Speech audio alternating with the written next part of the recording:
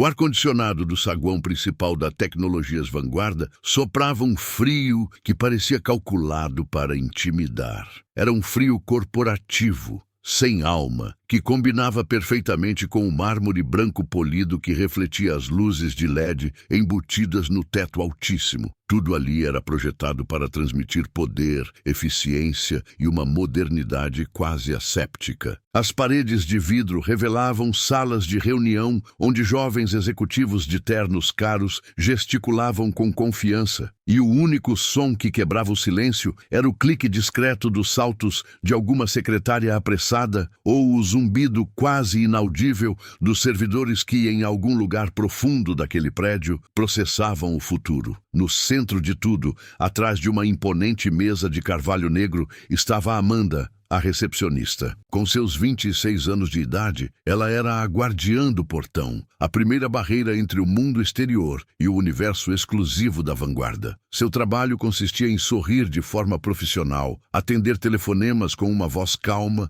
e, principalmente, filtrar quem podia e quem não podia ultrapassar aquela fronteira invisível. Naquela terça-feira, a manhã corria como qualquer outra, um fluxo constante de funcionários com seus crachás, entregadores com pacotes e alguns poucos clientes com hora marcada. Tudo dentro do protocolo, da normalidade. Foi então que as portas automáticas de vidro deslizaram, abrindo-se para um homem que parecia ter sido transportado de outra época. Ele era velho, com a pele do rosto curtida pelo sol e sulcada por rugas profundas que contavam histórias que ninguém ali teria tempo ou interesse em ouvir. Seus cabelos, completamente brancos e um tanto desalinhados, emolduravam um par de olhos cansados, mas que ainda guardavam uma faísca de determinação. Ele vestia uma calça de sarja surrada, uma camisa xadrez desbotada e sapatos gastos que pareciam ter caminhado por estradas muito mais longas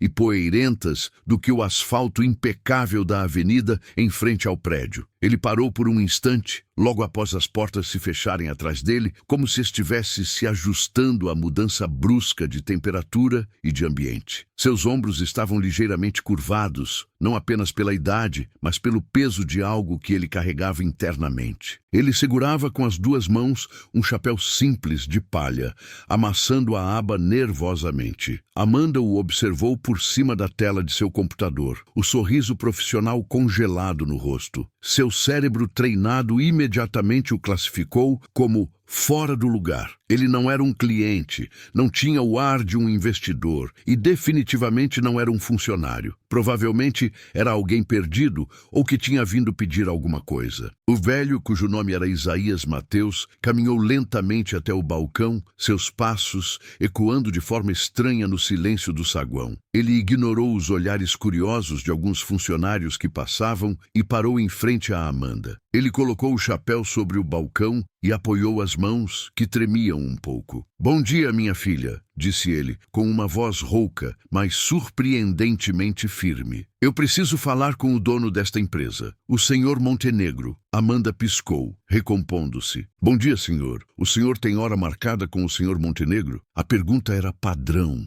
a primeira do manual. A resposta ela já imaginava qual seria. Não tenho", respondeu Isaías com uma calma que a desarmou. "Mas é muito importante. Diga a ele que Isaías Mateus está aqui.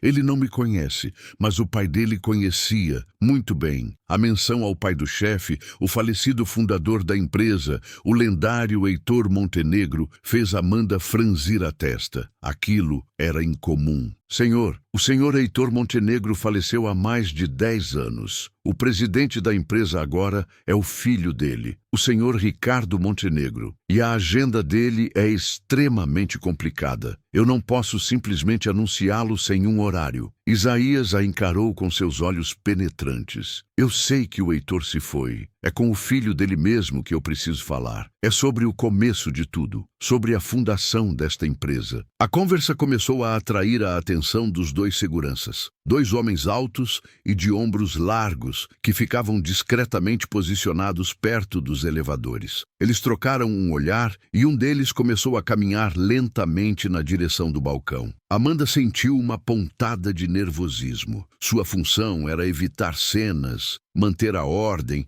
e a imagem impecável da vanguarda. Senhor, eu entendo, mas esses assuntos geralmente são tratados por outros departamentos. O senhor pode me dizer qual é o tema para que eu possa encaminhá-lo para a pessoa certa? Ela tentava ser prestativa, mas sua voz já continha um tom de dispensa. Isaías balançou a cabeça lentamente. Não, minha filha, não há outro departamento. O assunto é com ele, somente com ele. O segurança chegou ao lado de Isaías e colocou uma mão firme, mas não agressiva, em seu ombro. Senhor, está tudo bem por aqui? Se não tiver um compromisso agendado, peço que se retire. A voz do segurança era grave e sem emoção, um complemento perfeito ao ambiente. Isaías olhou para a mão em seu ombro e depois para o rosto do segurança. Ele não demonstrou medo ou raiva, apenas uma profunda e cansada resignação. Eu não vou sair daqui até falar com ele, disse Isaías,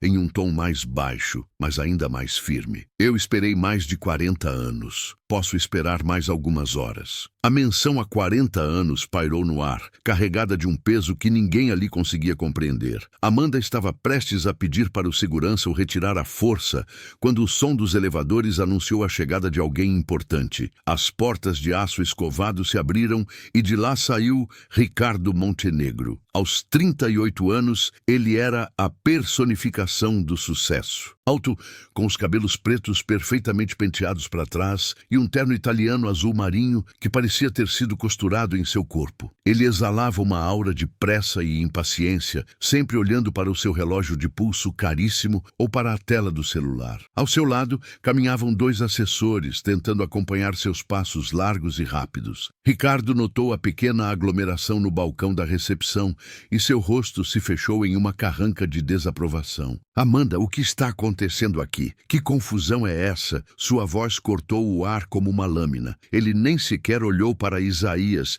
dirigindo-se apenas à sua funcionária. Senhor Montenegro, bom dia. Este senhor... Começou Amanda, mas foi interrompida. Este senhor está atrapalhando a entrada da minha empresa. Resolvam isso, agora. Ele fez um gesto de dispensa com a mão, como se estivesse enxotando um animal indesejado, e já se preparava para continuar seu caminho em direção à saída, provavelmente para algum almoço de negócios importante. Foi nesse momento que a voz de Isaías soou, mais alta e clara do que antes, preenchendo o vasto saguão. Ricardo Montenegro, o nome dito daquela forma, fez Ricardo parar. Ele se virou lentamente, seus olhos frios finalmente pousando sobre o velho. Havia uma surpresa genuína em seu rosto, uma irritação por ter sido desafiado de forma tão direta em seu próprio território. Quem ousa? Quem é você? Perguntou Ricardo, o tom carregado de desprezo. Isaías deu um passo à frente,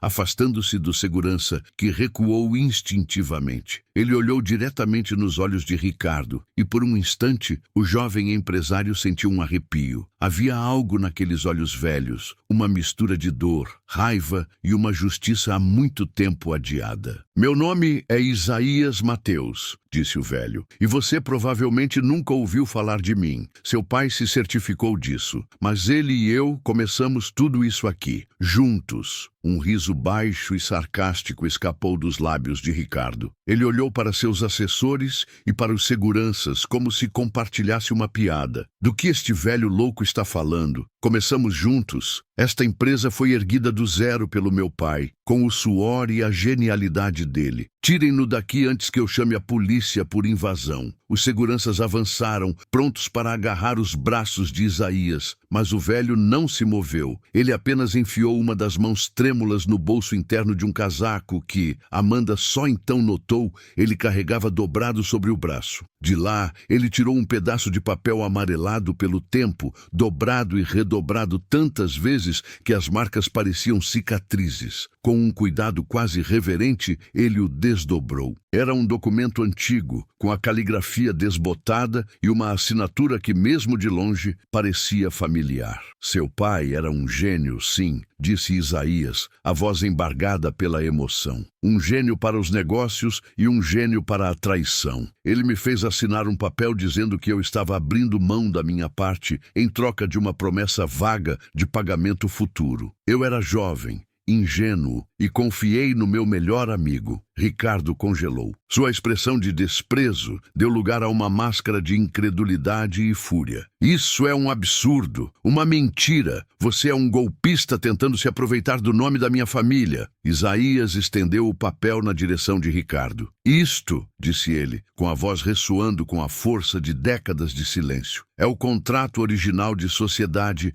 da Montenegro Amadeus Soluções em Tecnologia, o primeiro nome da empresa que hoje você chama de Vanguarda. Está assinado por mim e pelo seu pai, Heitor Montenegro. Eu nunca recebi um centavo. Ele me tirou tudo, me deixou na miséria e construiu este império sobre as minhas ideias e o meu trabalho. O silêncio que se abateu sobre o saguão era total. Amanda estava com a mão na boca, os olhos arregalados. Os assessores de Ricardo pareciam ter perdido a capacidade de falar. Os seguranças estavam parados, sem saber como agir. Ricardo Montenegro olhava para o papel amarelado nas mãos daquele velho desconhecido e depois para o rosto dele e via ali não apenas um mendigo ou um louco, mas o fantasma de um passado que ele nunca soube que existia. Um passado que acabara de bater à sua porta com a força de um furacão, ameaçando derrubar cada pilar de mármore e vidro sobre o qual sua vida e sua fortuna haviam sido construídas. O segredo não estava mais escondido. Ele estava ali, desdobrado, no meio do saguão, e o choque nos olhos de todos era apenas o começo do terremoto que estava por vir. O tempo pareceu esticar-se e contrair-se dentro do saguão da Tecnologias Vanguarda. Cada segundo era pesado, denso com a tensão que emanava do confronto silencioso entre o herdeiro do império e o fantasma do seu passado. O papel amarelado na mão de Isaías Mateus não era apenas um documento, era uma granada com o pino puxado, e todos prenderam a respiração, esperando a explosão. Os olhos de Ricardo Montenegro, antes frios e calculistas, agora ardiam com uma mistura de fúria e uma confusão que ele se esforçava desesperadamente para esconder. Sua mente, treinada para processar dados e calcular riscos em nanosegundos, lutava para categorizar aquela situação. Golpista, demente, oportunista. As palavras piscavam como alertas em seu cérebro, mas nenhuma delas se encaixava perfeitamente na figura daquele velho. Havia uma autenticidade na dor e na convicção de Isaías que era profundamente perturbadora. Com um movimento brusco, quase violento, Ricardo arrancou o papel da mão trêmula do velho. Seus dedos, acostumados a tocar telas de cristal líquido e assinar contratos de milhões de dólares, sentiram a textura frágil e quebradiça de um papel que guardava 40 anos de poeira e ressentimento. Ele segurou o documento com as duas mãos, o maxilar travado. Seus olhos percorreram as linhas da caligrafia, a tinta azul desbotada, os termos de uma parceria que parecia pertencer a um mundo pré-histórico. Montenegro em Amadeus Soluções em Tecnologia. Aquele nome era uma aberração, uma profanação. Ele nunca o tinha ouvido. A história oficial, a que ele aprendeu desde criança e contava com orgulho em entrevistas e palestras, era a de seu pai, Heitor Montenegro, um visionário solitário que começou numa garagem, transformando uma ideia brilhante em um conglomerado global. Não havia espaço para um Mateus naquela narrativa. Era um erro, uma impossibilidade. Ele focou nas assinaturas. A de seu pai, ele conhecia bem. Estava em seu diploma, em seu primeiro contrato de trabalho, em cartas que ele guardava. E aquela ali, no papel amarelado, era assustadoramente parecida. A inclinação, a pressão da caneta, o H floreado. Podia ser uma falsificação, uma imitação muito boa, mas era boa demais para ser descartada de imediato. Isto é lixo, disse Ricardo, a voz baixa e controlada, mas vibrando com raiva. Uma falsificação grosseira. Você acha que pode chegar aqui com um pedaço de papel velho e manchar o nome do meu pai? Você sabe com quem está falando? Isaías não recuou. Seus ombros, que antes pareciam curvados pelo peso dos anos, agora pareciam se endireitar, sustentados pela força de sua verdade. Eu sei exatamente com quem estou falando, respondeu ele, a voz firme. Estou falando com o filho do homem que era como um irmão para mim. O homem com quem eu passei noites em claro, bebendo café ralo e soldando placas de circuito na garagem dos pais dele. A garagem que a biografia oficial da empresa diz que ele trabalhava sozinho. A menção à garagem, o detalhe específico do café ralo, atingiu Ricardo como um pequeno soco no estômago. Eram detalhes que seu pai contava, anedotas que ele usava para ilustrar sua jornada de superação. Mas nas histórias de Heitor, ele estava sempre só, o gênio incompreendido lutando contra o mundo. Nós montamos o nosso primeiro protótipo ali, continuou Isaías, seus olhos perdidos numa memória distante. O tradutor binário 78. Foi o nosso primeiro grande contrato, com uma empresa têxtil. Seu pai queria chamá-lo de Sistema Montenegro. Eu sugeri que um nome técnico soaria mais profissional. Ele concordou. Foi com o dinheiro daquele contrato que alugamos nossa primeira sala de verdade. Tradutor binário 78. O nome ecoou na mente de Ricardo. Ele já tinha ouvido aquilo. Anos atrás, enquanto vasculhava alguns arquivos antigos do pai por curiosidade, encontrou algumas plantas e diagramas amarelados. Num canto, em letras de forma, estava o nome TB78. Ele sempre presumiu que fosse apenas um nome de projeto interno. Seu pai nunca o mencionou. Agora, o nome voltava da boca daquele estranho, inserido num contexto que reescrevia tudo. A fachada de Ricardo começou a ruir. A certeza absoluta deu lugar a uma rachadura de dúvida, pequena mas perigosa. Amanda, a recepcionista, observava a cena paralisada, o telefone esquecido em sua mão. Os dois assessores de Ricardo trocavam olhares nervosos, sem saber se deveriam intervir, falar alguma coisa ou simplesmente desaparecer. O segurança que tinha tentado remover Isaías agora mantinha uma distância respeitosa, confuso com a reviravolta dos acontecimentos. A autoridade de Ricardo Montenegro, normalmente um campo de força impenetrável, estava sendo publicamente desafiada e ninguém sabia qual seria o próximo passo. Mentiras, cuspiu Ricardo, amassando ligeiramente a borda do documento em suas mãos. Histórias inventadas para tentar extorquir dinheiro. Acontece o tempo todo. Pessoas que saem do nada alegando serem parentes, sócios esquecidos. Acha que é o primeiro? Isaías balançou a cabeça, um sorriso triste tocando seus lábios. Dinheiro! Meu filho,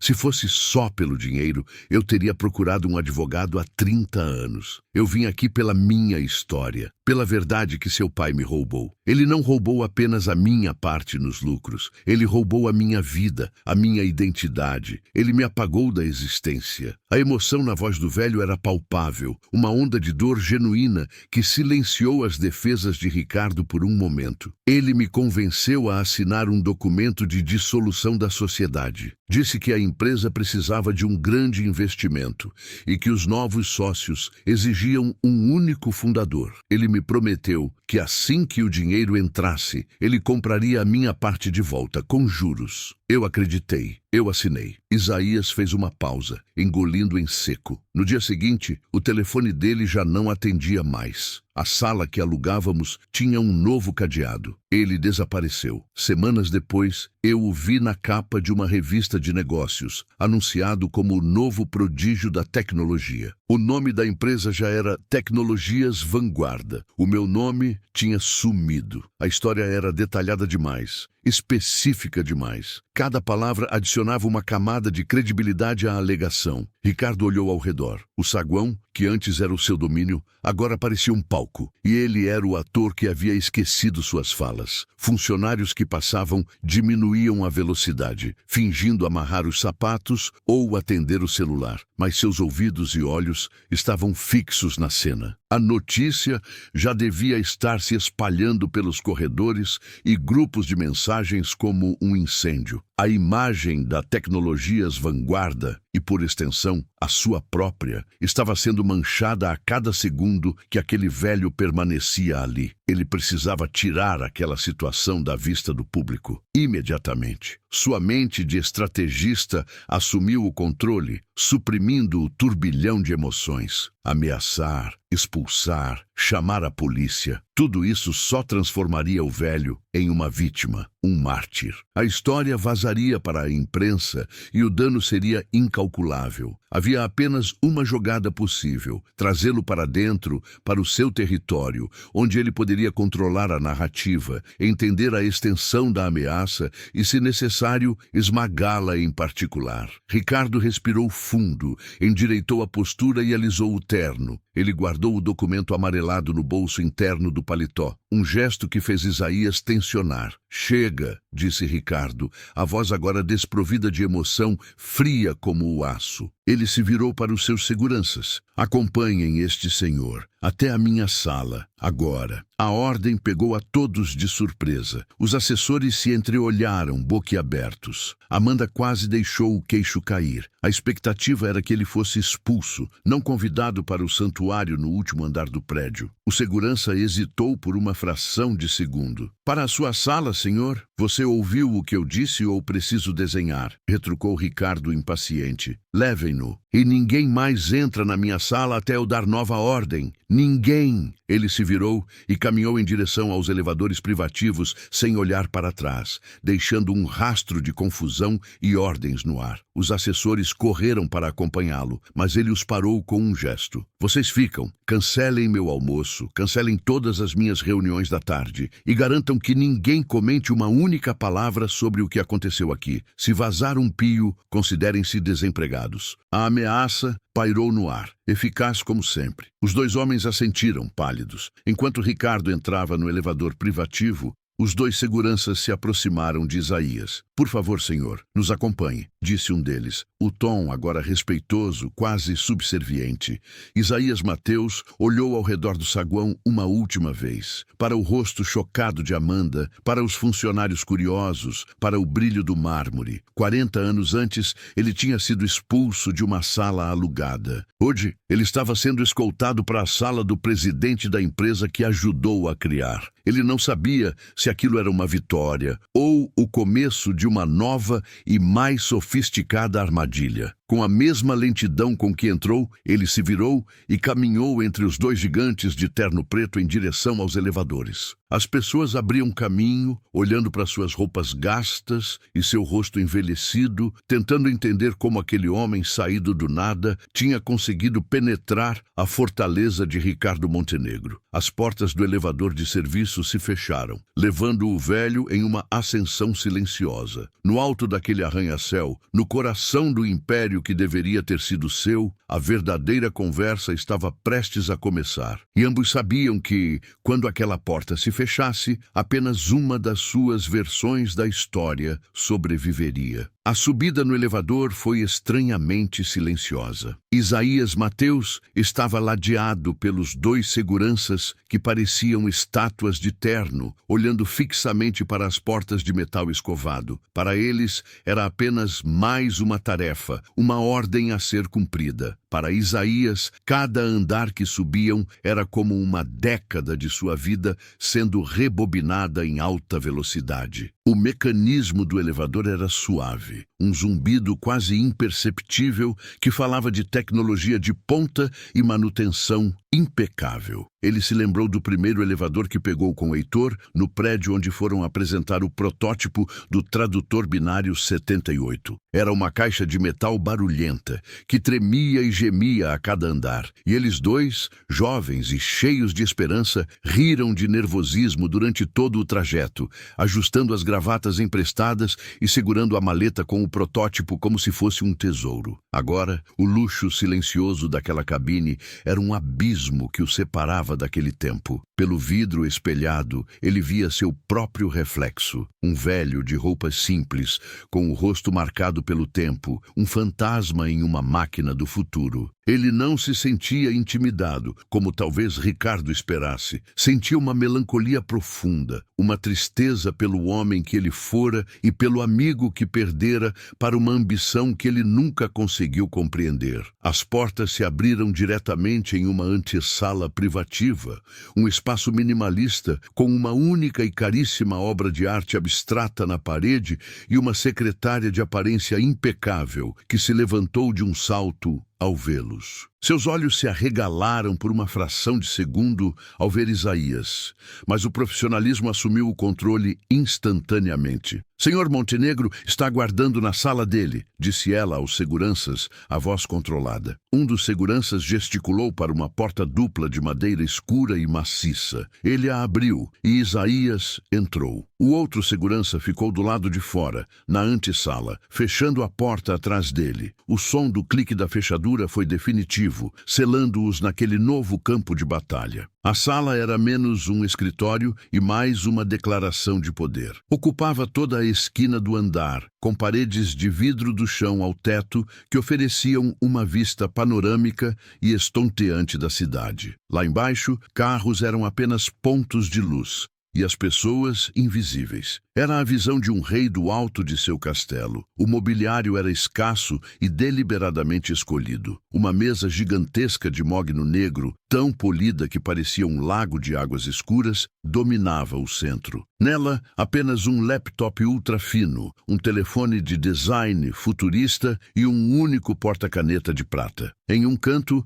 um pequeno lounge com sofás de couro e na parede oposta, uma estante embutida que continha não livros, mas prêmios, troféus de cristal e placas de metal celebrando as conquistas da tecnologias vanguarda. Ricardo Montenegro estava de pé, de costas para a porta, olhando pela janela. Ele não se virou quando Isaías entrou. Manteve a pose, as mãos nos bolsos, contemplando seu reino. Era uma tática de poder, calculada para diminuir o visitante, para lembrá-lo de sua insignificância diante de tudo aquilo. Isaías, no entanto, não se deixou afetar. Ele caminhou lentamente para o centro da sala e simplesmente esperou, o chapéu de palha ainda seguro em suas mãos.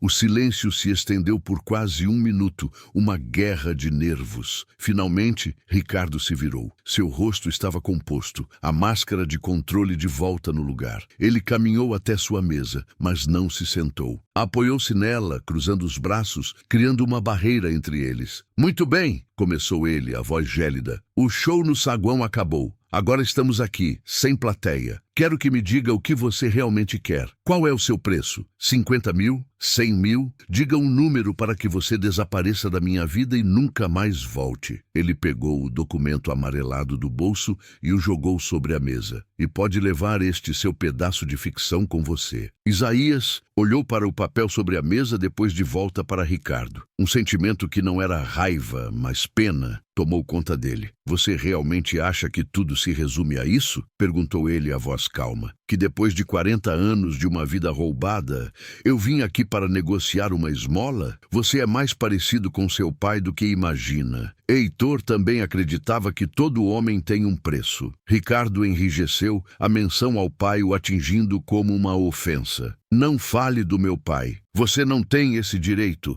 Meu pai foi um homem honrado, um visionário. Seu pai foi meu amigo, contrapôs Isaías, dando um passo à frente. Seu pai era um homem brilhante, mas também era assustado. Ele tinha pavor de falhar, pavor de não ser bom o suficiente. Foi esse medo que o fez me trair. Ele achou que não conseguiria o investimento se tivesse que dividir a glória, se tivesse que admitir que não fez tudo sozinho. Ricardo riu, um som seco e sem humor. Que história comovente. Você deveria escrever um livro. Agora vamos voltar à realidade. Você não tem provas, apenas um papel que qualquer falsificador de esquina poderia ter feito. Eu tenho mais do que provas, Ricardo. Eu tenho memórias, disse Isaías, e sua voz ganhou uma nova intensidade. Eu me lembro da noite em que seu pai e eu quase incendiamos a garagem. Estávamos testando uma fonte de alimentação que eu mesmo projetei. Houve um curto-circuito. A fumaça foi tanta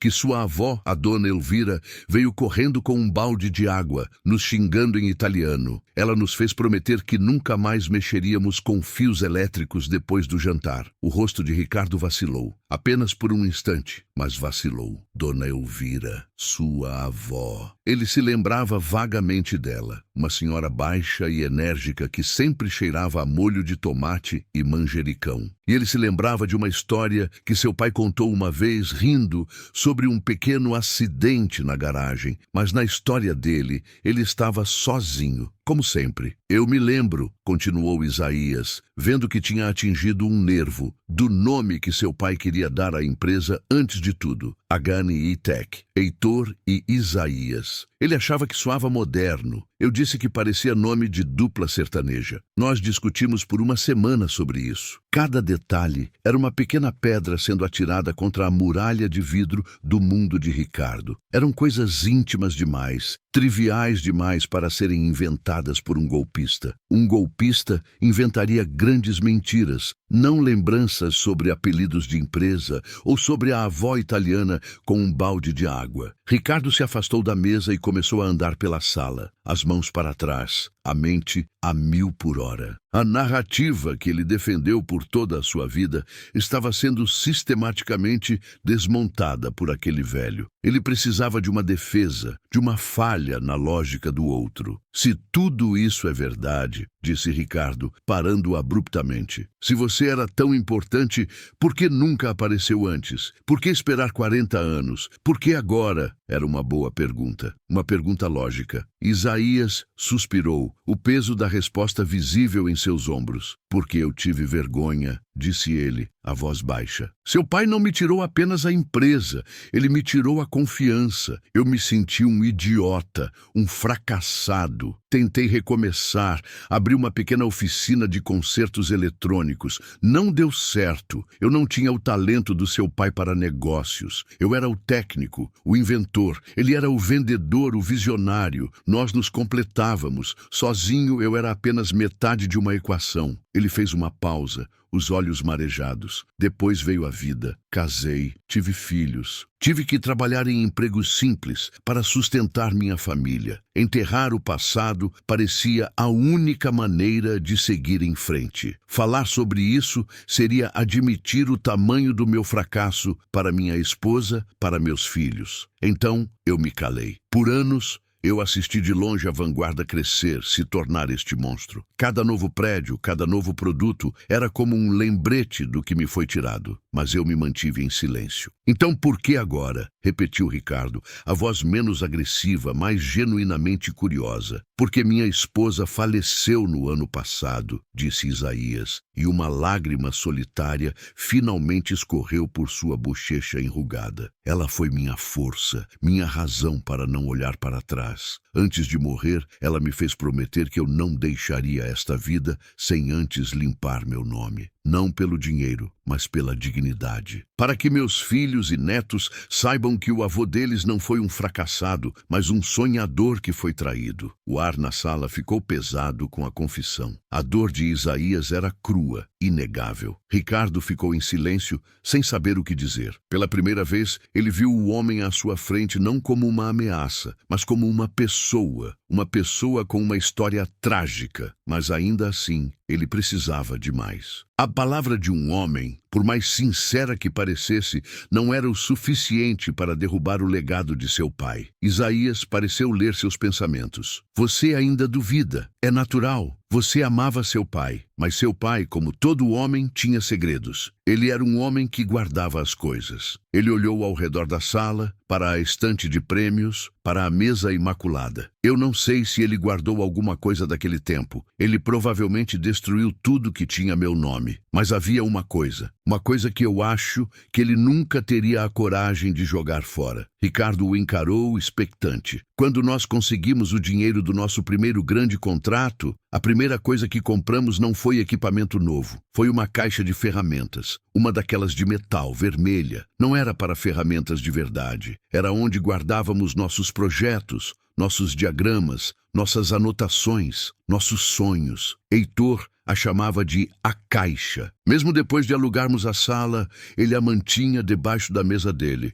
Era como um amuleto. Isaías fixou seus olhos nos de Ricardo, a frase final sendo a chave que poderia abrir tudo. Ele era um homem sentimental por baixo daquela casca de empresário. Procure por essa caixa de ferramentas vermelha, Ricardo. Se você ainda tiver acesso às coisas antigas dele, Volte ao depósito, ao escritório antigo da casa de seus pais, procure por ela. Se você a encontrar, talvez encontre a verdade lá dentro. Uma sugestão pairou no ar, um desafio direto. Não era mais uma questão de acreditar em um estranho. Era uma caça ao tesouro, uma busca por um artefato de um passado esquecido que poderia confirmar a história mais fantástica ou provar que tudo não passava da maior fraude que ele já tinha visto. A decisão agora estava nas mãos de Ricardo. A sugestão de Isaías Mateus pairou no ar daquele escritório suntuoso, como uma partícula de poeira suspensa num raio de sol, pequena, mas visível e impossível de ignorar.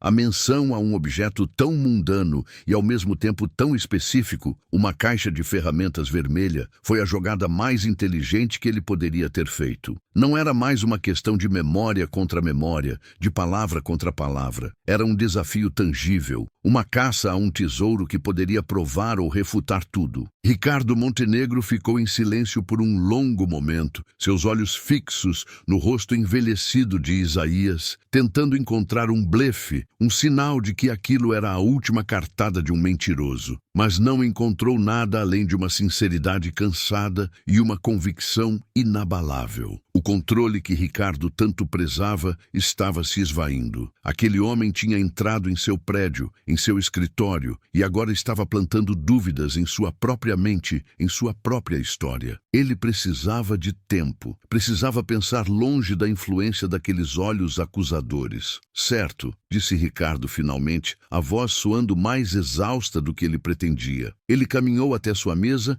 e pegou um cartão de visitas de um porta-cartões de prata. Rabiscou um número de telefone no verso com sua caneta de ouro. Este é o número do meu advogado pessoal, Dr. Almeida. Por enquanto você vai falar apenas com ele. Dê-me alguns dias. Eu preciso verificar algumas coisas. Ele estendeu o cartão para Isaías. O gesto era uma demissão, mas também uma admissão. Era a primeira vez que ele não negava categoricamente a história. Isaías pegou o cartão, seus dedos ásperos roçando os de Ricardo. Eu não quero advogados, Ricardo. Eu quero a verdade, disse ele suavemente. A verdade é tudo que me resta. Você terá uma resposta, disse Ricardo, a voz firme novamente. Ele apertou um botão discreto em seu telefone. Minha segurança irá acompanhá-lo até a saída. Isaías assentiu lentamente. Ele colocou o chapéu de volta na cabeça, um gesto que parecia restaurar parte de sua dignidade simples. Deu uma última olhada para a vista da cidade, para aquele mundo de concreto e vidro que ele viu nascer de uma ideia rabiscada num guardanapo. Sem dizer mais uma palavra,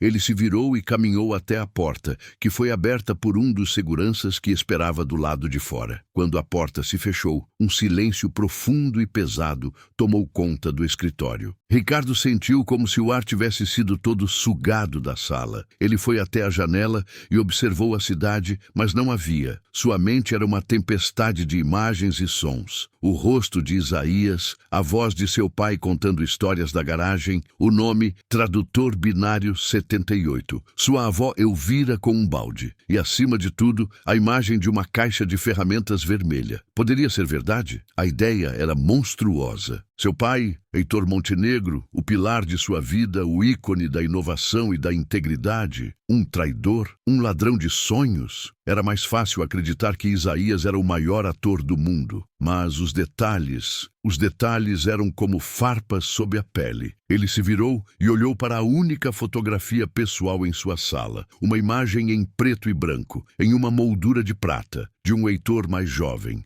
Sorrindo, com o próprio Ricardo, ainda criança, nos ombros, o herói de sua infância. Quem era aquele homem, de verdade? Durante o resto da tarde, Ricardo foi uma sombra de si mesmo. Ele cancelou suas reuniões, não respondeu a e-mails. Seus funcionários, sentindo a tensão, mantinham distância. Ele tentou trabalhar, olhar para os relatórios de lucros e projeções de mercado, mas as palavras e os números dançavam em sua frente sem fazer sentido. A dúvida, uma vez plantada, era como uma erva daninha, crescendo rapidamente e sufocando todo o resto. Ele precisava saber. Ignorar a alegação de Isaías era impossível. Se fosse uma mentira, ele precisava esmagá-la com provas concretas para que nunca mais voltasse a assombrá-lo. E se fosse verdade, a mente de Ricardo se recusava a completar a frase. Ao final do dia, quando o sol começou a se pôr, tingindo a cidade de laranja e roxo, ele tomou uma decisão. Ele não ligaria para seu advogado ainda. Não envolveria mais ninguém. Aquilo era pessoal. Ele mesmo iria procurar a caixa. O primeiro lugar que veio à mente foi a velha casa de seus pais. Após a morte de sua mãe, anos depois de seu pai, a casa foi fechada. Ele nunca teve coragem de vendê-la. Era um santuário de suas memórias. Ele mantinha uma equipe para limpá-la e conservá-la, mas ninguém mexia em nada, especialmente no escritório de seu pai, que ele havia ordenado que fosse mantido exatamente como estava. Dirigindo seu carro de luxo pelas ruas movimentadas, Ricardo se sentia um estranho em sua própria vida. A música clássica que normalmente o acalmava agora parecia irritante. Ele a desligou, preferindo o silêncio. Chegou ao bairro nobre e arborizado de sua infância. As ruas eram mais silenciosas ali, as casas maiores, recuadas atrás de jardins bem cuidados. Ele parou em frente ao portão de ferro forjado da casa onde cresceu. Usou seu controle para abri-lo e entrou na garagem, estacionando ao lado de um carro antigo coberto por uma lona, um dos últimos modelos que seu pai dirigira. Ele entrou na casa pela porta da cozinha. O ar estava parado,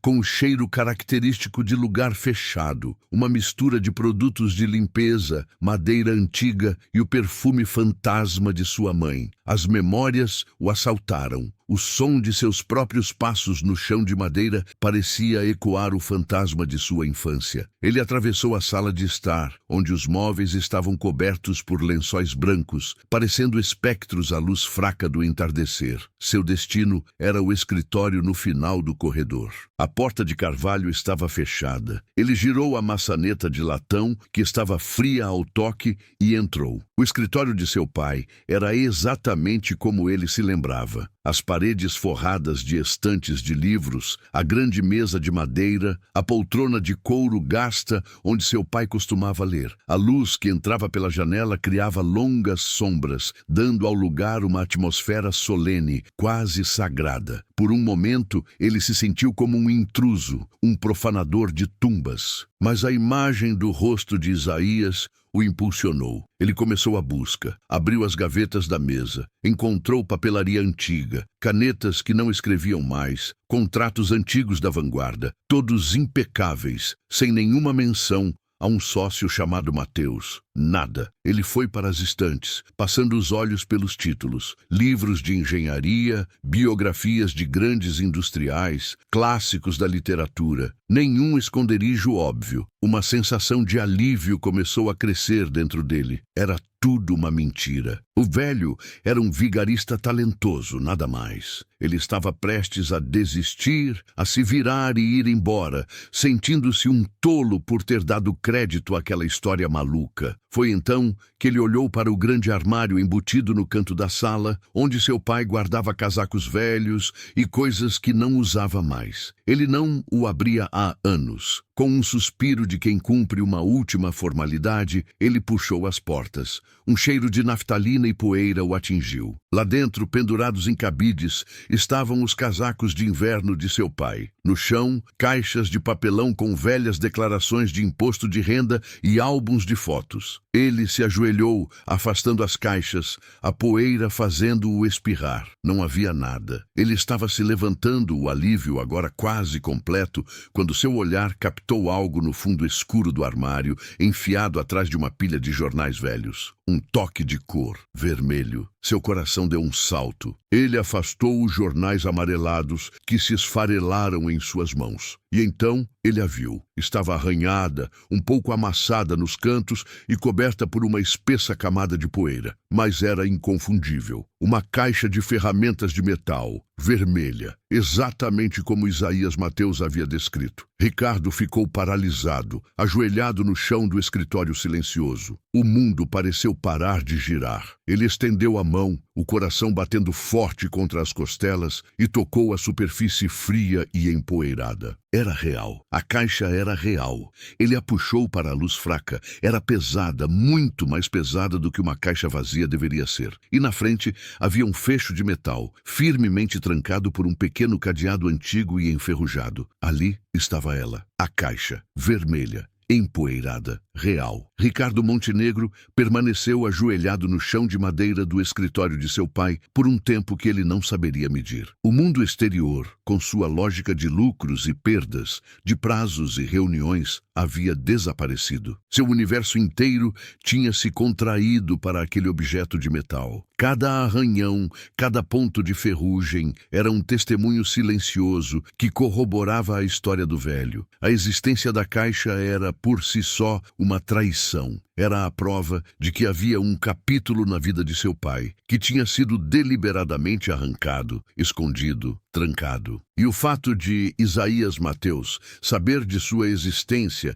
e de sua localização aproximada era a confirmação de que ele não era um mero espectador daquele capítulo perdido. Ele era o protagonista ao lado de Heitor. O alívio que sentira momentos antes, a esperança de que tudo não passasse de uma farsa, evaporou-se, sendo substituído por um pavor gelado, o pavor da verdade. Com as mãos trêmulas, ele tentou forçar o cadeado. Era pequeno, mas teimoso, solidificado por décadas de abandono. Não cedeu. A frustração se misturou ao pânico. Ele precisava abri-la, agora. Ele se levantou, as pernas um pouco bambas, e deixou o escritório. Atravessou a casa silenciosa e escura, movendo-se como um sonâmbulo. Na garagem, ele puxou a lona que cobria o carro antigo de seu pai e foi até uma bancada de trabalho que raramente era usada. Ali, em meio a chaves de fenda enferrujadas e latas de óleo velhas, ele encontrou o que precisava: um martelo pesado e um formão de metal. O peso das ferramentas em suas mãos era real, concreto. Era um problema físico que ele podia resolver, uma distração bem-vinda para a confusão em sua mente. Ele voltou para o escritório, fechou a porta e acendeu a luz do abajur sobre a mesa de seu pai, criando um círculo de luz amarelada no meio da penumbra. Ele colocou a caixa sobre o tapete persa desbotado, posicionou a ponta do formão na argola do cadeado e, com uma respiração profunda, golpeou com o martelo. O som do metal batendo em metal foi agudo e violento, uma profanação no silêncio sepulcral do escritório. Um golpe, dois. No terceiro, o metal envelhecido do cadeado cedeu com um estalo seco. Ele se partiu e caiu no tapete. Por um instante, Ricardo ficou olhando para o fecho quebrado, o coração martelando no peito. O último selo do segredo de seu pai estava rompido. Com uma hesitação que lhe era completamente estranha, ele levantou a tampa da caixa. O rangido das dobradiças enferrujadas pareceu um gemido. Um cheiro subiu de dentro, o aroma inconfundível de papel velho, de poeira e de tempo encapsulado. A primeira coisa que ele viu foram rolos de papel amarelado, amarrados com barbantes desbotados. Ele pegou um e o desenrolou cuidadosamente sobre a mesa. Era uma planta. Um diagrama de circuito desenhado à mão. As linhas eram precisas, as anotações detalhadas. No canto inferior, em um pequeno bloco de título, estava escrito Projeto TB78, desenhado por I.M., e ao lado, uma caligrafia diferente, mais floreada, que ele reconheceu instantaneamente como a de seu pai, revisado por H.M., I.M., Isaías Mateus, H.M., Heitor Montenegro. Estavam ali lado a lado, em preto e branco, a prova irrefutável da colaboração. Ele abriu outro rolo, e mais um. Eram dezenas de esquemas, cálculos, fluxogramas. O nascimento da tecnologia que fundou a vanguarda estava ali, naquelas folhas frágeis, e a autoria era claramente compartilhada. Embaixo dos projetos havia cadernos de capa dura, Ele abriu um. A maior parte das anotações era técnica, mas entre as equações e os desenhos havia anotações pessoais. Isaías teve uma ideia brilhante hoje sobre o fluxo de dados. Gênio, dizia uma anotação de seu pai. Em outra página, a caligrafia de Isaías. Heitor conseguiu a reunião com a têxtil. Esse homem conseguiria vender gelo para esquimós. Acho que vamos ficar ricos. Ele folheava as páginas e via a história da amizade e da parceria deles se desenrolar. O entusiasmo, os sonhos, a camaradagem, era tudo tão real, tão vibrante, que doía. E então, em meio aos cadernos, ele viu uma fotografia com as bordas gastas e o verso amarelado. Ele a pegou com um cuidado quase cirúrgico. A imagem, mesmo desbotada, era nítida. 2 homens jovens, na casa dos 20 e poucos anos, em uma garagem. Eles sorriam para a câmera, um braço sobre o ombro do outro. Um era seu pai, Heitor, magro, com um cabelo rebelde e um olhar faminto por sucesso. O outro era um jovem que Ricardo nunca tinha visto, mas cujos olhos ele reconheceu instantaneamente. Eram os mesmos olhos cansados, mas determinados, que o haviam encarado em seu saguão horas antes. Era Isaías Mateus, jovem, sorridente, cheio de uma esperança que a vida se encarregaria de esmagar. Aquele sorriso, aquela imagem de amizade pura e simples era mais condenatória do que qualquer contrato. Ricardo sentiu um nó na garganta. Ele colocou a foto na mesa, ao lado dos projetos, como uma peça de evidência em um julgamento. O julgamento do legado de seu pai. Ele voltou a olhar para a caixa. No fundo, embaixo de tudo, havia um envelope pardo, grande, com a palavra pessoal, escrita na caligrafia de seu pai. Seu estômago se revirou. Com os dedos dormentes, ele pegou o envelope. Não estava lacrado. Dentro, havia um maço de documentos. A cópia carbono do contrato de sociedade, Montenegro em Mateus. O documento de dissolução que Isaías assinou, exatamente como ele descreveu. E por baixo de tudo, uma única folha de papel de carta, dobrada. A caligrafia de seu pai preenchia a página, mas era diferente. Era apressada, um pouco instável, como se tivesse sido escrita sob grande estresse. Começava com "Meu amigo Isaías". Ricardo começou a ler. Se você está lendo isto, significa que eu não tive a coragem de lhe entregar. E por isso eu sou um covarde. Eu não sei como começar a explicar, meu amigo. Os investidores, eles são abutres. Eles viram o potencial, mas não confiavam em nós dois. Eles queriam um rosto, um líder, um gênio solitário. Disseram que uma parceria era instável. Colocaram a faca no meu pescoço. Ou era você, ou era o dinheiro para fazer nosso sonho decolar. E eu escolhi o sonho, Isaías. Ou talvez eu tenha escolhido a minha própria ganância. Eu me convenci de que era o melhor para a empresa, que eu te pagaria depois, que um dia nós riríamos disso tudo. Mas cada dia que passa, essa mentira se torna mais pesada. Eu vejo nosso sucesso e ele tem um gosto amargo, porque sei que foi construído sobre a sua confiança quebrada. Eu não sei como consertar isso. Tenho medo de que, se eu tentar, tudo desmorone. Eu me tornei um prisioneiro do império que construímos juntos. Perdoe-me. Eu sei que você provavelmente nunca o fará. Mas saiba que não houve um dia em que eu não me lembrasse do meu irmão da garagem. Um dia, eu juro, vou consertar isso. A carta não estava assinada. Parecia ter sido escrita e enfiada no fundo da caixa. Um testemunho de culpa que nunca viu a luz do dia. Ricardo leu a carta 1, 2, 3 vezes. As palavras de seu pai, escritas 40 anos antes, ecoavam a história de Isaías em cada detalhe. A pressão dos investidores, a promessa quebrada, a culpa. Não era a carta de um monstro, mas de um homem fraco. Um homem que fez uma escolha terrível e passou o resto da vida assombrado por ela. Ricardo deixou a carta cair sobre a mesa. Ele se recostou no chão frio, cercado pelos fantasmas de seu pai e de Isaías Mateus. A fotografia dos 2 amigos sorrindo, os projetos que eles criaram juntos e a confissão de uma traição que moldou o destino de todos eles. A verdade não era mais uma suspeita ou uma acusação. Estava ali, materializada em papel e tinta, espalhada pelo chão do santuário de seu pai. E o peso daquela verdade, o peso daquele juramento não cumprido. Um dia, eu juro, vou consertar isso. tinha acabado de cair, com a força de 40 anos de silêncio, diretamente sobre seus ombros. O tempo perdeu o sentido para Ricardo Montenegro. Sentado no chão do escritório de seu pai, ele era um rei deposto no mausoléu de seu antecessor. A luz amarelada do abajur recortava as sombras,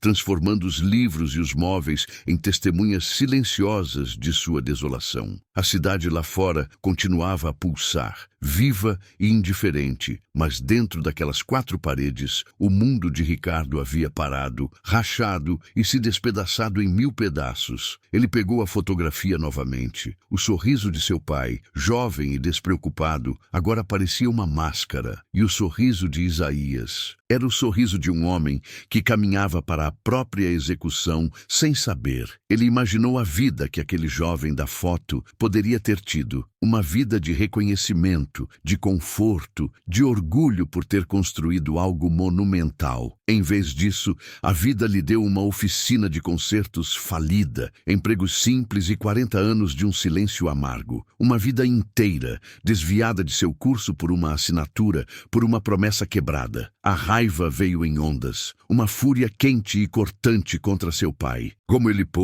Como pôde olhar para o rosto do amigo naquela foto dia após dia e viver com a mentira? Como pôde construir um império sobre um pântano de traição e ainda assim posar como um pilar de integridade? Todas as lições sobre honra, sobre a importância de um nome limpo, todas as palestras que recebeu sobre ética nos negócios, agora soavam como a mais profunda das hipocrisias. Ele se sentiu um idiota, um peão numa farsa que durou a vida inteira. Ele era o herdeiro de um trono roubado. Mas então a raiva cedia lugar a uma tristeza profunda e oca. Ele releu a carta, as palavras de um homem assustado, culpado, mas também humano. Eu me tornei um prisioneiro do império que construímos juntos. Aquela frase o atingiu de uma forma diferente na 5ª leitura. Seu pai não tinha sido feliz. Ricardo começou a conectar pontos, a reinterpretar memórias. As longas horas que o pai passava trancado naquele mesmo escritório, o olhar distante que ele por vezes tinha, uma certa melancolia que todos atribuíam ao estresse de comandar uma empresa gigantesca. Talvez não fosse apenas estresse, talvez fosse o peso daquela caixa vermelha escondida no fundo do armário, a lembrança constante de sua falha moral. Ele não era um vilão de história em quadrinhos, mas um homem falho que fez uma escolha terrível e foi assombrado por ela até o fim. As horas se arrastaram. A noite deu lugar aos primeiros tons cinzentos da madrugada. Um raio de sol pálido finalmente atravessou a janela, iluminando as partículas de poeira que dançavam no ar. A luz da manhã trouxe uma clareza fria e desconfortável. O choque estava passando, dando lugar à realidade. E a realidade era a pergunta que pairava sobre os destroços de seu mundo. E agora? O que ele, Ricardo Montenegro, o atual presidente da Tecnologias Vanguarda, faria com aquela verdade explosiva? A promessa de seu pai ecoava em sua mente. Um dia, eu juro, vou consertar isso. A promessa não morreu com ele. Ela tinha sido transferida como uma dívida de honra para o único herdeiro que agora conhecia a verdade. Ele tinha 2 opções, ambas terríveis. A primeira era seguir os passos do pai, pegar a caixa, fechá-la, colocá-la de volta no fundo escuro do armário e viver com a mentira. Ele poderia fazer um acordo financeiro com Isaías, comprar seu silêncio com uma quantia generosa e enterrar o passado para sempre. Seria o caminho mais fácil, o mais seguro para a empresa, para os acionistas, para os milhares de funcionários. Seria o caminho da covardia. A segunda opção era consertar isso. Mas o que isso significava? Reconhecer publicamente Isaías Mateus como cofundador?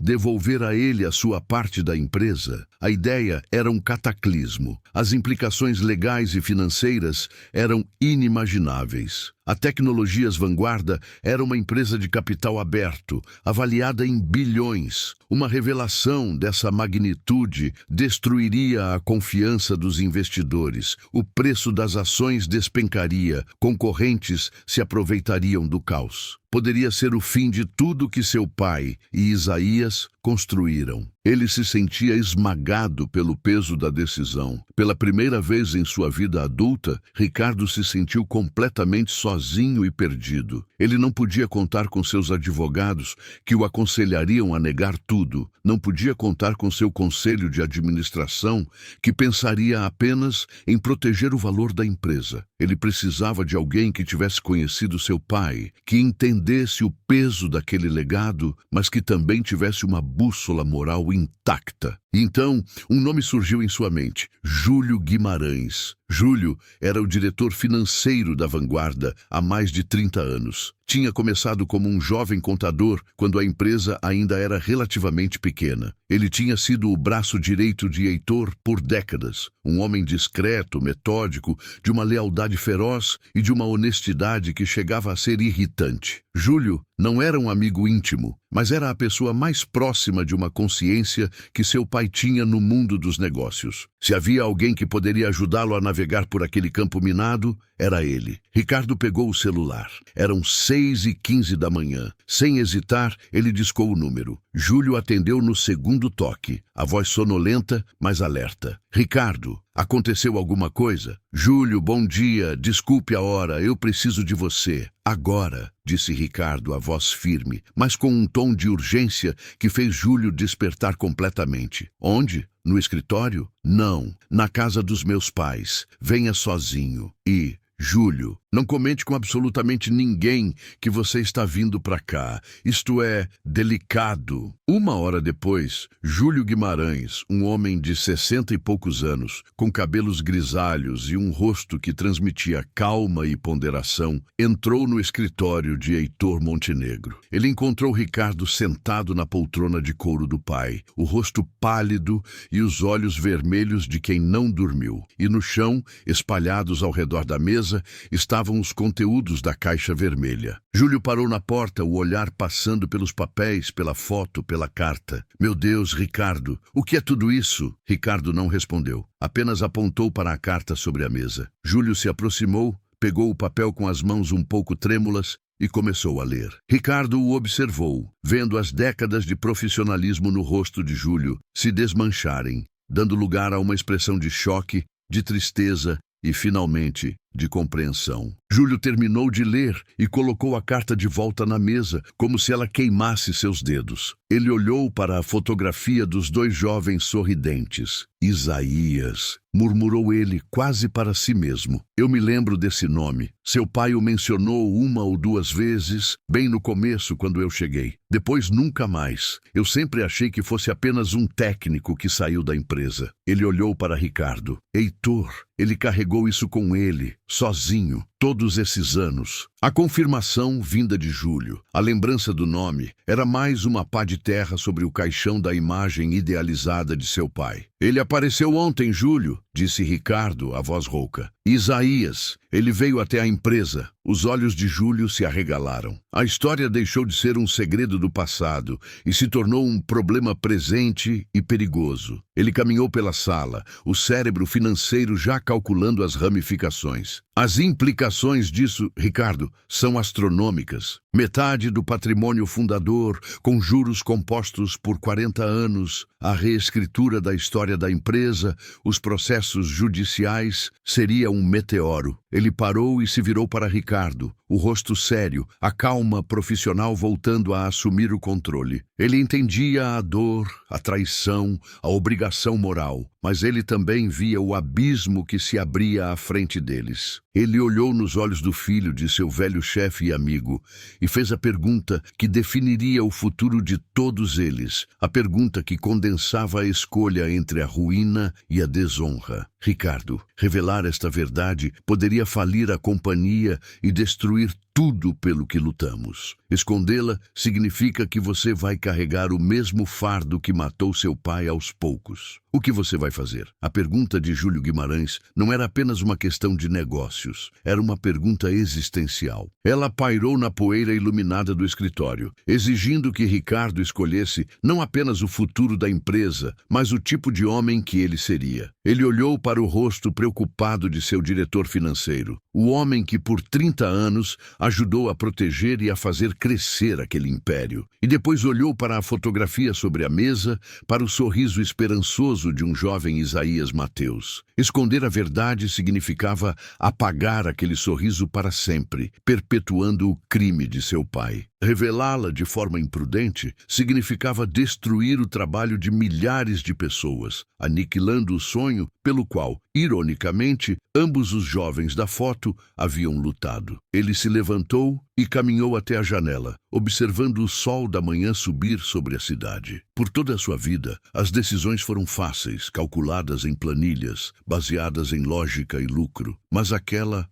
era diferente. Aquela decisão seria medida em dignidade e em paz de espírito. Meu pai viveu com essa mentira, Júlio, disse Ricardo, a voz baixa, mas firme, sem se virar. A carta dele não é a de um homem orgulhoso de suas escolhas, é a de um prisioneiro. Ele construiu uma gaiola de ouro para si mesmo e morreu nela. Eu não vou fazer o mesmo. Ele se virou e, pela primeira vez naquele dia, a confusão em seus olhos havia sido substituída por uma resolução de aço. Eu não vou carregar o fardo dele. Eu vou consertar isso. Júlio suspirou, um misto de admiração e pavor em seu rosto. Eu imaginei que diria isso. Você tem mais coragem do que ele, Ricardo. Mas coragem, neste caso, pode ser sinônimo de destruição. Você entende o que está propondo? Não é como corrigir um erro contábil. É dinamitar a fundação do prédio. O conselho de administração vai destituí-lo. Os acionistas vão nos processar até a última geração. A imprensa vai nos crucificar. Ricardo voltou para a mesa e começou a reunir os documentos, a foto e a carta com um cuidado reverente, colocando-os de volta na caixa vermelha. É por isso que não vamos dinamitar o prédio. Vamos reformá-lo. E a primeira coisa que faremos não é chamar a imprensa ou os advogados. Júlio o encarou curioso. E o que é? É entender o que a justiça significa para a única pessoa a quem realmente devemos uma resposta, disse Ricardo. Isaías Mateus. Ele me disse no escritório que não era pelo dinheiro, que era pela história dele, pela dignidade. Eu quero acreditar nisso, mas preciso ouvir dele. Preciso saber o que consertar isso significa para ele. Um pedido de desculpas, o nome dele nos anais da empresa, uma fundação em seu nome para jovens inventores, ou ele quer 50% da vanguarda retroativo a 1980? A resposta para essa pergunta muda tudo. A lógica na abordagem de Ricardo acalmou um pouco os nervos de Júlio. Era um plano. Um primeiro passo. Faz sentido, concordou o diretor financeiro. Mas como vamos abordá-lo? Trazê-lo de volta ao escritório pode parecer uma armadilha. Mandar um advogado vai parecer uma ameaça. Exatamente, disse Ricardo, fechando a tampa da caixa vermelha com um clique suave. É por isso que eu vou até ele. Não como o presidente da Tecnologias Vanguarda, mas como o filho de Heitor Montenegro. Ele olhou para Júlio. E é aí que você entra. Eu preciso que você o encontre. Preciso saber onde ele mora. Use os recursos que tiver, mas seja discreto. Discreto como um fantasma. Ninguém pode saber o que você está procurando, nem por quê. Entendido? Júlio assentiu, a mente já trabalhando nas maneiras de obter aquela informação sem levantar alarmes. Considere feito. Levará algumas horas, talvez um dia. O que você vai fazer enquanto isso? Eu vou para o trabalho, disse Ricardo. Vou dirigir a empresa que até ontem eu achava que conhecia. E vou tentar não olhar para cada parede e cada funcionário como parte de uma mentira. O resto daquela manhã foi uma das experiências mais surreais da vida de Ricardo. Ele deixou Júlio na casa antiga com a caixa, o único lugar que ele sentia que ela estaria segura, e dirigiu para a sede da Vanguarda. Ao entrar no mesmo saguão onde confrontara Isaías no dia anterior, tudo parecia diferente. O mármore parecia mais frio, o teto menos imponente. Ele via os rostos de seus funcionários, jovens ambiciosos e cheios de sonhos, e se perguntava quantos deles seriam traídos ou quantos trairiam outros em nome da ambição. A própria empresa, o símbolo máximo do sucesso e do poder, agora lhe parecia frágil, uma casa de cartas construída sobre a areia de uma amizade quebrada. Ele participou de uma reunião com o departamento de marketing sobre o lançamento de um novo produto. Enquanto eles falavam de projeções de vendas e engajamento de mercado, a mente de Ricardo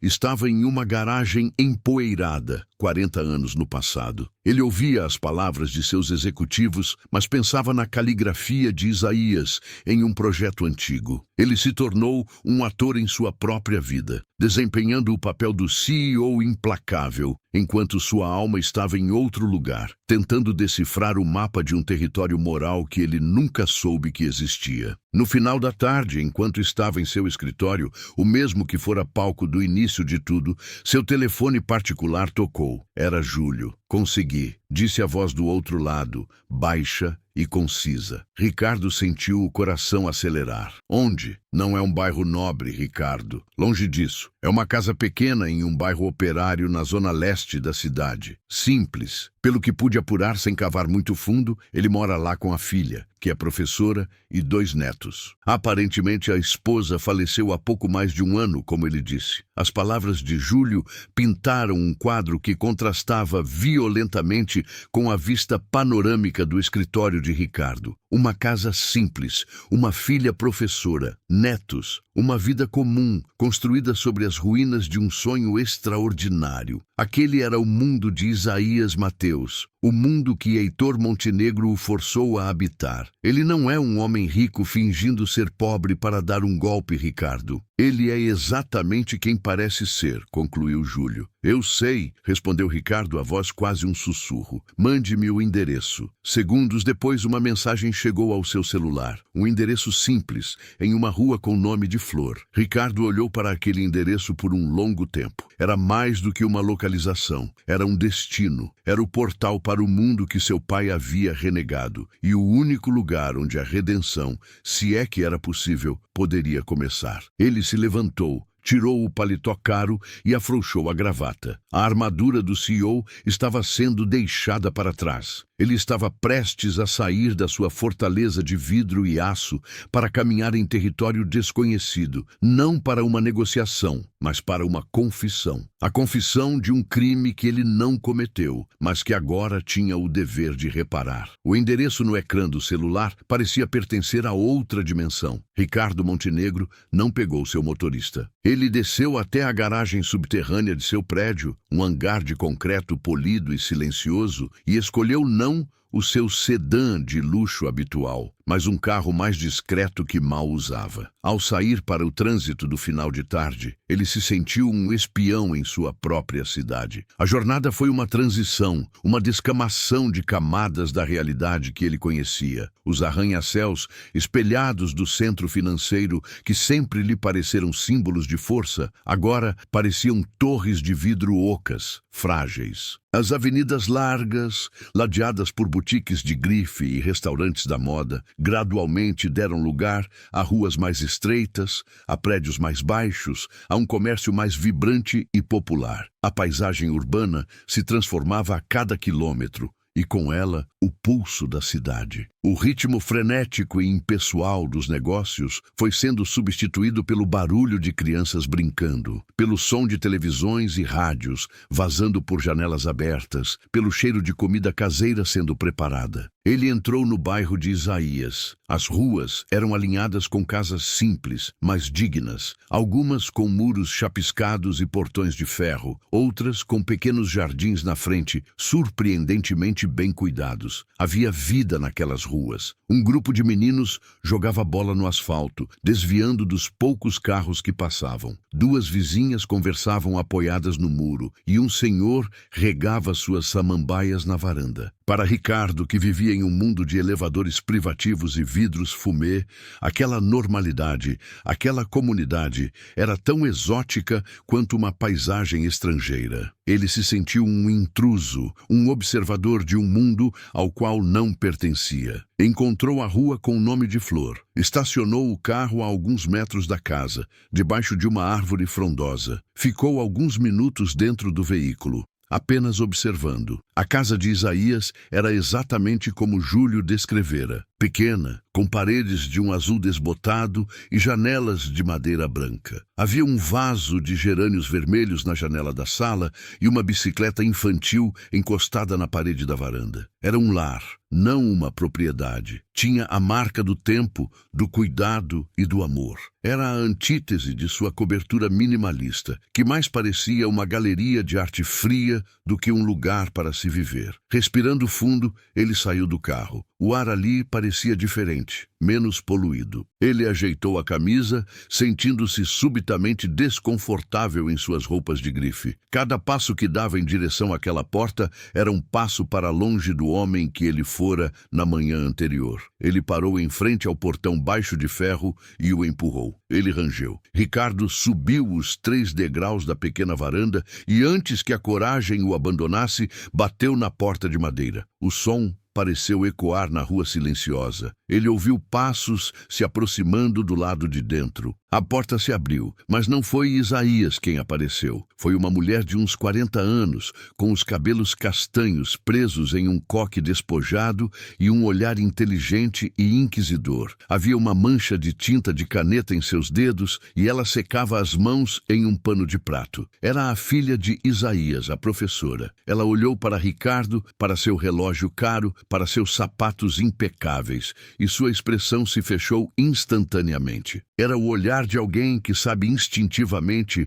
quando o mundo de fora, com suas complicações, vem bater à sua porta. "Pois não", disse ela, a voz educada, mas fria como gelo. Ela não abriu a porta por completo, mantendo o corpo como uma barreira. "Boa noite. O senhor Isaías Mateus se encontra?" perguntou Ricardo, a voz soando estranha e formal demais para aquele ambiente. "Quem gostaria de falar com ele?" "Meu nome é Ricardo Montenegro. Eu preciso muito falar com ele. É um assunto particular." Ao ouvir o nome Montenegro, a mulher, cujo nome era Clara, empalideceu por um segundo, e a frieza em seus olhos se transformou em uma hostilidade faiscante. Ela conhecia a história. Ela tinha crescido à sombra daquela traição, vendo a dor silenciosa nos olhos de seu pai. "Montenegro", repetiu ela, o nome saindo de seus lábios como um veneno. "Depois de 40 anos, um Montenegro aparece na nossa porta. Que honra! O que você quer? Veio terminar o serviço que seu pai começou? Veio nos intimidar para que meu pai não abra a boca?" A acusação foi direta. Um soco. Ricardo merecia. Ele sabia. Ele não tentou se defender. "Não, pelo contrário. Eu vim para ouvir. Eu vim para..." Ele hesitou. A palavra desculpas parecendo pequena e inadequada. "Para conversar." Clara soltou uma risada curta, sem humor. "Conversar? Vocês, Montenegro, não conversam. Vocês compram, vocês ordenham, vocês destroem. Meu pai já sofreu o suficiente por causa da sua família. Ele não precisa de mais nada que venha de vocês. Por favor, vá embora." Ela começou a fechar a porta. O pânico subiu pela garganta de Ricardo. Ele não podia falhar. "Não ali, não agora." "Por favor", disse ele, a voz mais alta, mais desesperada do que pretendia. "Por favor, espere." Foi então que uma voz calma e cansada veio de dentro da casa. "Clara, quem está aí, minha filha?" Isaías Mateus apareceu atrás de sua filha. Ele não usava as roupas gastas do dia anterior, mas uma calça de moletom e uma camisa simples. Ele estava sem sapatos, apenas de meias. Ao ver Ricardo ali, em sua porta, uma expressão de surpresa profunda cruzou seu rosto, mas foi rapidamente substituída por uma calma resignada, como se, de alguma forma, ele estivesse esperando por aquilo. "Pai, é um Montenegro. Eu já estava mandando ele embora", disse Clara, a voz ainda protetora. Isaías colocou uma mão gentil no ombro da filha. Ele olhou para Ricardo e seu olhar não continha raiva, apenas uma curiosidade imensa e um pingo de tristeza. "Você veio", disse ele, mais como uma constatação do que uma pergunta. "Eu precisava vir", respondeu Ricardo, a voz baixa. Isaías olhou para a rua, para o carro caro de Ricardo estacionado discretamente. Ele olhou para sua filha, cujo rosto ainda queimava de indignação protetora. E então olhou de volta para o filho do homem que tinha sido seu melhor amigo e seu maior inimigo. Ele parecia ver através das roupas caras, do relógio, da postura de poder. Ele via o homem atormentado por baixo de tudo. Deixe-o entrar, Clara, disse Isaías suavemente. Pai, não, protestou ela. Está tudo bem, deixe-o entrar. Com uma relutância visível, Clara se afastou da porta, abrindo caminho. Ricardo sentiu o olhar dela queimando em suas costas enquanto ele dava um passo para dentro da casa. O interior era simples, aconchegante e impecavelmente limpo. O cheiro era de café passado e bolo de fubá. A sala de estar era pequena, com um sofá coberto por uma manta de crochê, uma estante cheia de livros e porta-retratos, e um tapete colorido no chão. Nas paredes, fotos de família. Isaías em seu casamento, Clara se formando na faculdade, duas crianças sorridentes que deviam ser seus netos. Era um santuário de uma vida construída com amor, não com dinheiro. Ricardo parou no meio da sala, sentindo-se um gigante desajeitado, um ser de outro planeta. Todo o seu poder, toda a sua autoridade,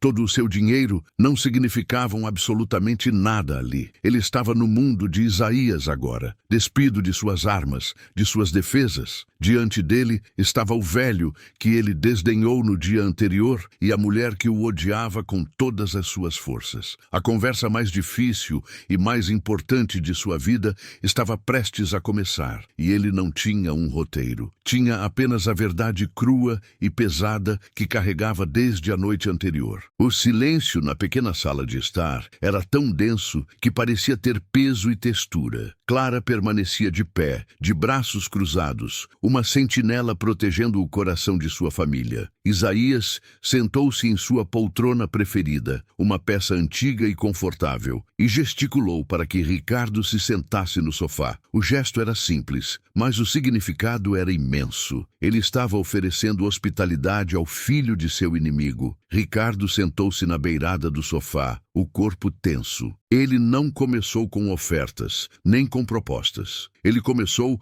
com a única coisa que importava. Ele olhou diretamente nos olhos de Isaías, ignorando a hostilidade de Clara, e falou com uma simplicidade crua que nunca antes usara. Você estava falando a verdade, disse ele a voz baixa, mas clara. Sobretudo, ele descreveu a jornada até a casa antiga, a busca no escritório empoeirado, a descoberta da caixa de ferramentas vermelha. Descreveu o choque ao ver os projetos com as duas caligrafias lado a lado. Contou sobre a fotografia dos dois jovens sorridentes na garagem. E, por fim, com a voz embargada, ele descreveu o conteúdo da carta de seu pai. A confissão, a culpa, a promessa quebrada. Enquanto falava, ele via o rosto de Isaías se transformar. A resignação cansada deu lugar a uma emoção avassaladora, os olhos velhos se enchendo de lágrimas que não caíam. Era a validação, a confirmação, vinda da única fonte que importava, de que ele não era louco, de que sua dor era real, de que sua vida roubada não fora uma invenção de sua mente. Clara, ao ouvir sobre a carta, descruzou os braços. A armadura de raiva começou a rachar,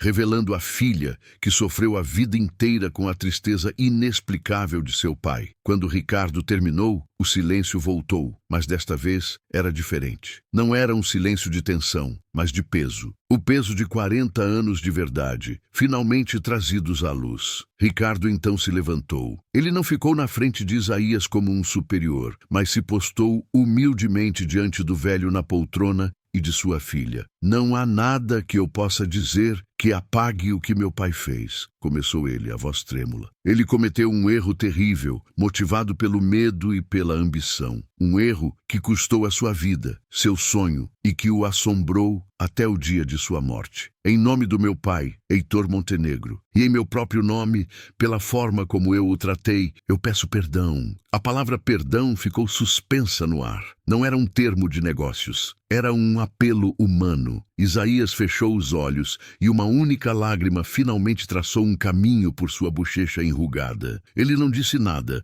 apenas assentiu lentamente, um gesto de aceitação que valia mais do que 1000 palavras. Clara olhou para o pai e depois para Ricardo, e pela primeira vez viu não um Montenegro, mas apenas um homem tentando desesperadamente consertar um erro que não era seu. E agora? Perguntou ela, a voz mais suave. A pergunta não mais um desafio, mas uma busca genuína por um caminho. Ricardo voltou a se sentar. É por isso que estou aqui, porque a pergunta que me fiz a noite toda foi a mesma. Como consertar isso? Meu primeiro instinto foi pensar em dinheiro. Fazer um cheque, um acordo de confidencialidade. Mas isso seria o mesmo erro do meu pai, de uma forma diferente. Seria tentar comprar o silêncio, apagar a história mais uma vez. E eu não vou fazer isso. Ele se inclinou para a frente, as mãos unidas, o olhar intenso. Eu não posso devolver os seus 40 anos, mas eu posso devolver a sua história e o seu lugar nela. Ele então revelou seu plano. Não era uma oferta, mas uma proposta de reparação. Primeiro, o reconhecimento. O nome de Isaías Mateus seria oficialmente e publicamente adicionado como cofundador da Tecnologias Vanguarda. A história da empresa seria reescrita. Sua fotografia seria colocada ao lado da de Heitor no mural dos fundadores, na entrada da sede. O mundo saberia a verdade. Segundo, o legado. Eles criariam a Fundação Mateus Montenegro para a Inovação, financiada com uma porcentagem anual dos lucros da Vanguarda. A fundação daria bolsas de estudo e financiamento para jovens inventores de comunidades carentes, para que nenhum outro sonho, como o de Isaías, fosse perdido por falta de oportunidade. Isaías seria o presidente honorário vitalício. Terceiro, a restituição. Uma transferência de ações da empresa para Isaías e sua família, calculada para refletir o valor de sua participação original, garantindo o futuro de seus filhos e netos. E, por fim, um assento vitalício e honorário no Conselho de Administração da Vanguarda. Sua voz foi silenciada por tempo demais, disse Ricardo. Eu quero ter certeza de que ela seja ouvida enquanto eu estiver lá. Ao final da proposta, a sala estava em completo silêncio. Clara estava boquiaberta, os olhos cheios de lágrimas. A proposta ia muito além de qualquer coisa que ela pudesse imaginar. Não era sobre apagar o passado, mas sobre usá-lo para construir um futuro melhor. Isaías olhava para Ricardo, e em seu rosto havia uma paz que parecia ter lavado todas as rugas de preocupação. Ele tinha vindo buscar sua dignidade, e o filho de seu traidor estava lhe oferecendo um legado. Heitor sempre teve medo de dividir a glória, disse Isaías, a voz embargada. Você está disposto a arriscar tudo para dividi-la. Você é um homem melhor do que ele foi, Ricardo. Isaías se levantou e estendeu a mão trêmula. Ricardo a segurou com as duas mãos. O aperto de mão selou o fim de 40 anos de injustiça. Clara, minha filha, disse Isaías, virando-se para ela. Passe um café para o nosso convidado. Um café bem forte, como o que Heitor e eu bebíamos na garagem. Epílogo. 6 meses depois, a Tecnologias Vanguarda era uma empresa diferente. A revelação do cofundador perdido chocou o mundo dos negócios. Houve turbulência, como Júlio previra. As ações caíram, a mídia criou um frenesi. Mas a forma como Ricardo conduziu a crise, com transparência total, humildade e um plano de reparação claro, acabou por gerar uma onda inesperada de respeito. A história da traição foi ofuscada pela história da redenção. Na entrada do imponente prédio da Vanguarda, agora havia 2 retratos: Heitor Montenegro, o visionário, e Isaías Mateus, o inventor. Eles estavam lado a lado, como deveriam ter estado desde o início. A Fundação Mateus Montenegro foi lançada em um grande evento, com a presença dos primeiros bolsistas, jovens de olhos brilhantes, que agora tinham uma chance que nunca teriam. Ricardo e Isaías,